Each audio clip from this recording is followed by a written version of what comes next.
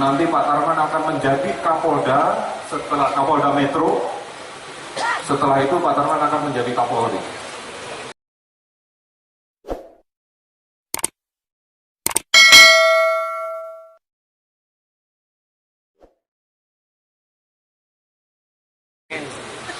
Marilah kita untuk memuji keagungan dan kebesaran Allah Subhanahu wa taala, Tuhan yang Maha Kuasa, dan bersyukur atas seluruh nikmat dan karunia yang diberikan kepada kita, minimal nikmat sehat sehingga kita dapat melaksanakan haul yang keempat almarhum Gus Dur yang dilaksanakan pada hari ini.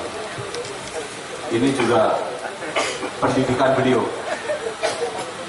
Setiap pidato selalu mengatakan marilah kita memanjatkan puji dan syukur kehadirat Allah Subhanahu wa taala. Saya dikoreksi oleh almarhum waktu itu Pak Tarman, itu puji sama syukur sudah bisa manjat sendiri, kenapa harus dipanjatkan? Oleh karenanya saya selalu menggunakan kata-kata memuji dan bersyukur kehadirat Allah Subhanahu wa taala. Ini pelajaran dari beliau.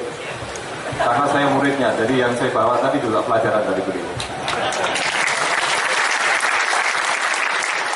Ibu dan Bapak sekalian,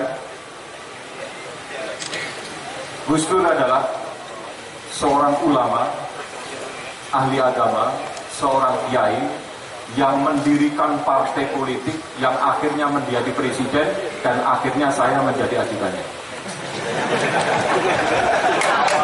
Sama Pak Wahyu. Sehingga saya mengenal beliau saat beliau menjadi presiden.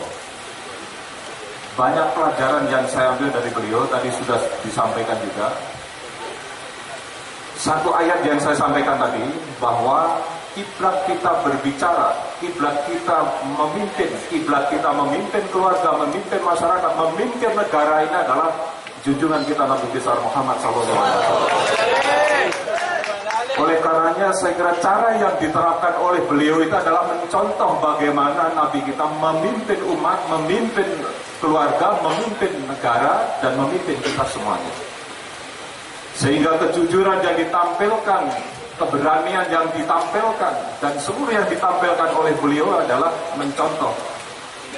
Laqad kana lakum fi Rasulillah, sesungguhnya di dalam diri Rasulullah terdapat suri tauladan. Dan itulah sebetulnya suri tauladan yang harus kita tauladani bersama, apapun profesi kita masing-masing. Kalau kita mentauladani dari aspek apapun yang kita lakukan, maka tidak mungkin akan terjadi persoalan-persoalan yang berkembang saat ini, yang menimbulkan berbagai persoalan bangsa yang kita hadapi bersama saat ini. Dan tadi habis yang saya ambil juga, ini pelajaran dari beliau bahwa Muhammad diutus ke muka bumi ini hanyalah untuk menyempurnakan akhlak. Berarti apa yang harus kita perbaiki adalah kenapa bangsa ini seperti ini, karena salah satu faktor pendukungnya adalah akhlak yang tidak baik.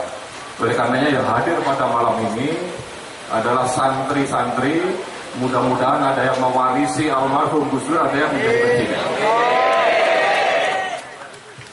Beliau sangat luar biasa.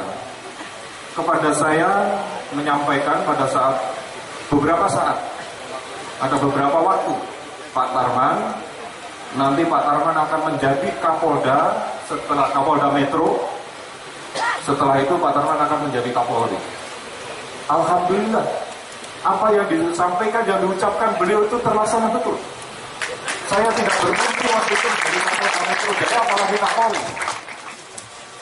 Cuman saya juga bersyukur, alhamdulillah, semasa hidupnya Gus Dur tidak mengatakan bahwa Pak Tarman nanti menjadi presiden.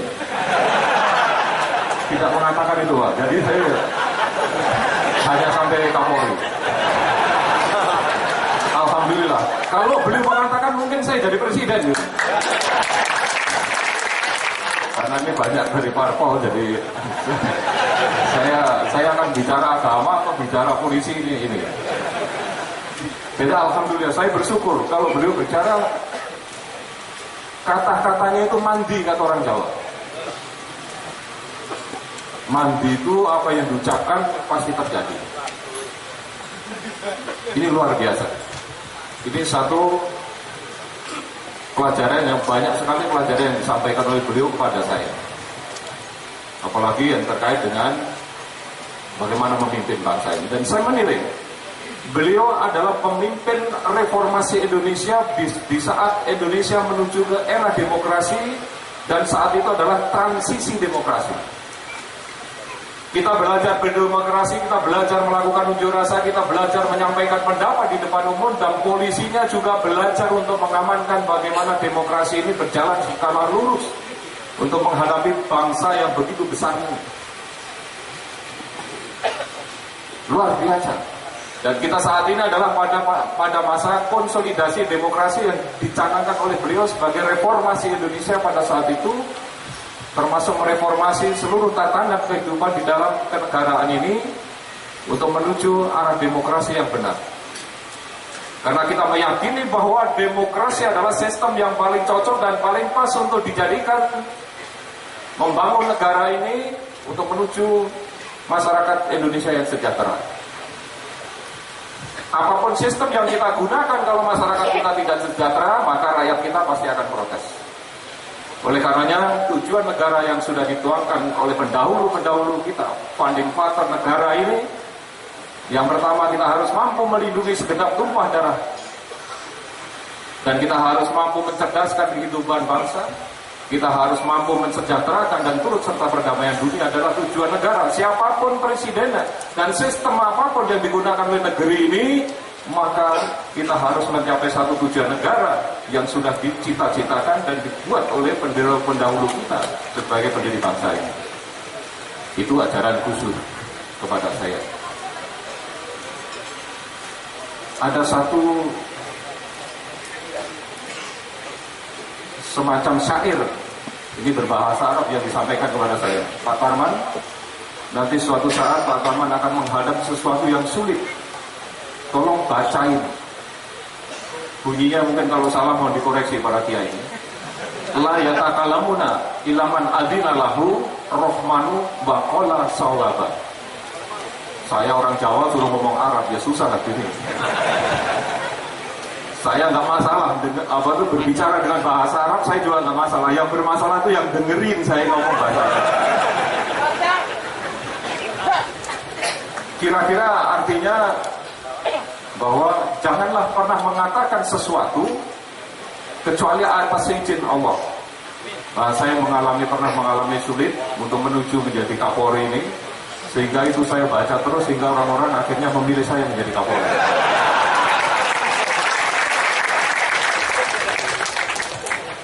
Ini anak buahnya Mas Wahyu. Ibu dan bapak sekalian, ada beberapa hal yang disampaikan oleh beliau, dan ini yang terakhir. Sebetulnya banyak sekali. Kalau saya jelaskan di sini mungkin sampai jam 4 besok pagi nggak selesai. Tidak apa-apa, Pak. Yang terakhir disampaikan oleh beliau, Pak Tarman, saya sudah turun dari kepresidenan. Mudah-mudahan ini adalah peristiwa yang terakhir bagi perjalanan hidup bangsa Indonesia ini. Artinya tidak ada lagi presiden nanti yang dipilih oleh rakyat ini berhenti di tengah jalan. Kita bangsa yang besar dan memiliki cita-cita yang sangat luhur yang dibangun oleh bangsa kita, dan kita memilih presiden kita secara demokratis. Setelah kita pilih, mari kita dukung bersama untuk mensejahterakan rakyat kita. Kritik boleh disampaikan, tetapi kita bangun. Tetapi kalau tidak mampu untuk membawa negara ini mencapai tujuan negara yang saya sampaikan tadi, tahun berikutnya jangan dipilih. Sederhana seperti itu. Itu aja kok repot, kata saya. Inilah kenapa bangsa ini tidak pernah maju, karena kita sudah memilih presiden. Dan itu merupakan pilihan rakyat. Kalau sudah dipilih, mari kita dukung bersama sampai dengan selesai. Ini tugasnya Kapolri sebenarnya, karena tugasnya Kapolri untuk mengamankan seperti itu. Karena apa? Kalau kita dalam era yang demokratis ini, kita sudah memilih presiden yang sangat demokratis, kemudian tiap hari dirusui, tiap hari kritik boleh untuk membangun, tetapi berikan jalan keluar. Bagaimana jalan keluar yang terbaik untuk membangun negeri yang memiliki 242 juta lebih kurang saat ini penduduknya. sehingga kita mampu untuk membawa bangsa ini ke arah bangsa yang sejahtera bagaimana diamanatkan di dalam Undang-Undang Dasar kita. Itu pesan beliau, dan tentu saya sekarang mengawaki dan membawahi keputusan negara Republik Indonesia ini, sehingga kita harus mampu mengawal siapapun presidennya. Tadi sudah disampaikan bahwa Gus Dur tidak menyampaikan kepada saya, nanti Pak Tarman itu nggak sampai wafat nggak disampaikan kepada saya. Sehingga saya berani ngomong ini dari aspek keamanan. Yang paling akhir, beliau adalah seorang pemberani. Bahkan mungkin nekat kalau saya menilai itu. Kenapa? Beliau melihat bagaimana berbagai korupsi yang ada di kementerian.